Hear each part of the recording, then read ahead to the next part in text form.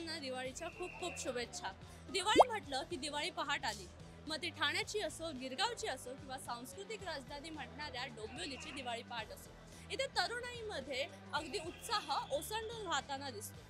तर आज मी फडके रोड येथे दिवाळी पहाटचा आनंद घ्यायला आली आहे, तसेच डोंबिवलीकरांशी थोड्या गप्पा मारायला आली आहे। चला तर मग दरवर्षीप्रमाणे ह्या डोंबिवलीची एक खासियत राहिलेली आहे।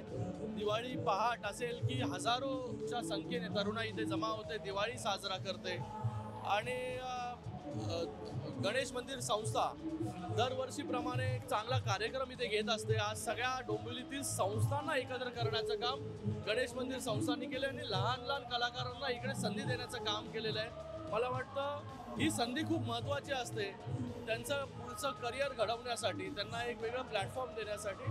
तर गणेश मंदिर संस्थांचं पण खूप खूप इथे धन्यवाद व्यक्त करतो, सगळ्यांना दिवाळीच्या खूप खूप शुभेच्छा देतो। नमस्कार, आम्ही आता इथे जवळ 48 वर्ष आम्ही दोघं दर या नरक चतुर्दशीला दर्शनाला येतो। अतिशय म्हणजे हा अनुभव इतका सुखद आहे की वाखाणण्यासारखा आहे की आपल्या डोंबिवलीत इतकं छान गणपती मंदिर आणि सगळे म्हणजे लहान मुलांपासून मोठ्यांपर्यंत दर्शनाला येतात। कृती तर जपतायत। आता हे मंदिरात येऊन तुम्ही नमस्कार करून ते ठीक आहे, पण काही गोष्टी थोड्याशा ओंगळ वाटतात की बाबा सारखं सेल्फी काढणं, म्हणजे आताची पिढी येते, म्हणजे आमच्या वेळेस असं नव्हतं, पण एक पवित्रता संस्कार असं छान, पण मुलांना हे आवडते या गोष्टी। आता आमचे नातवंड आहे ते पण याच्यात सामील होतात, पण नातवंडांना मुलांना आनंद आहे त्याच्यात, तो निर्मळ आनंद त्यांना घेऊ द्यात। आपल्या पिढीच्या वेळेस नमस्कार करून घरी जायचं, आत्ताची पिढी छान व्यवस्थित एन्जॉय करतात। अतिशय चांगली गोष्ट आहे, अतिशय उत्तम गोष्ट आहे। करता एकत्र येत आहेत, एकत्रीकरण चालू आहे। फक्त घरून आई वडिलांना नमस्कार करून मग देवघरामध्ये यावं, त्यांची विचारणा करावी नवीन पिढीने, तर त्याचं सर्व पुण्य आहे।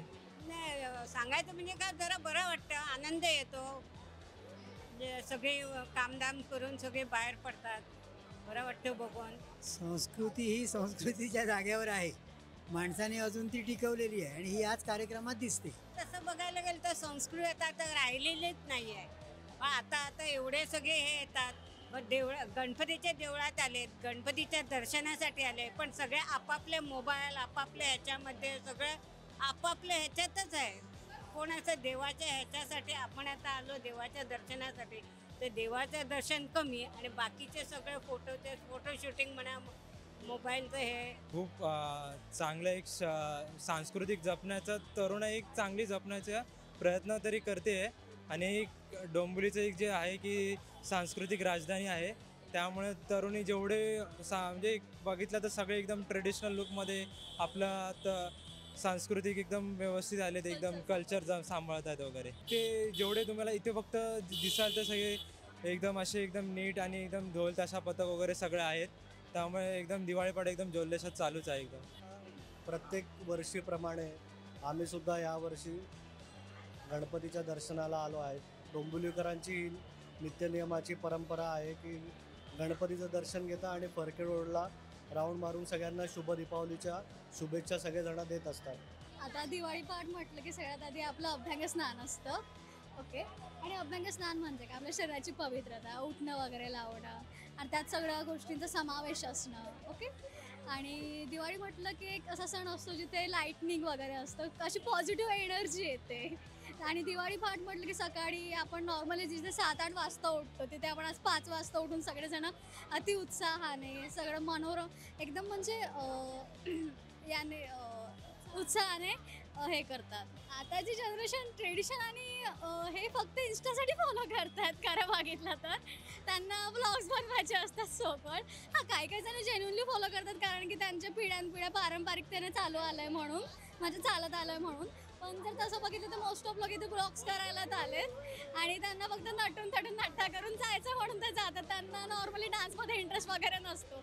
आता इथे आपण लोकनृत्य वगैरे केली, त्यांना इव्हन ते सुद्धा माहिती नसतं, they are just here to spend their time, म्हणजे पाडवा आहे म्हणून जायचं।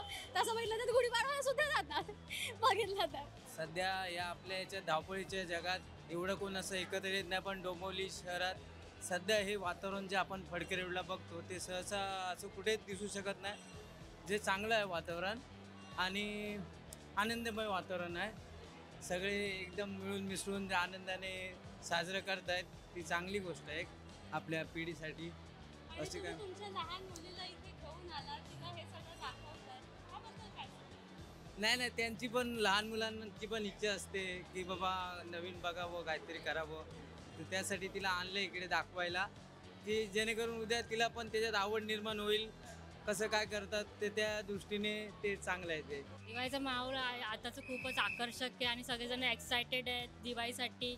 दिवाळी पहाट होती, सगळेजण खूप मनोरंजन करून गेले. आम्ही दरवर्षी गणपती मंदिरात काही ना काहीतरी करतच असतो. प्रकल्प प्रेक्षित संस्था नेहमी काही ना काहीतरी हातभार लावतच असते. तर यावर्षी युनेस्कोने जे 12 किल्ले महाराजांचे जे त्यांच्या अंडर घेतलेले आहेत त्यांच्याबद्दल आम्ही थोडीशी माहिती इकडे लावलेली आहे. एकंदरीत टोटल 12 किल्ले आहेत आपले युनेस्कोने महाराजांचे जे अंडर घेतलेले आहेत. शिवनेरी आहे, जिंजी आहे, साल्हेर आहे, असे बरेच असे टोटल एकूण 12 किल्ले घेतलेले आहेत.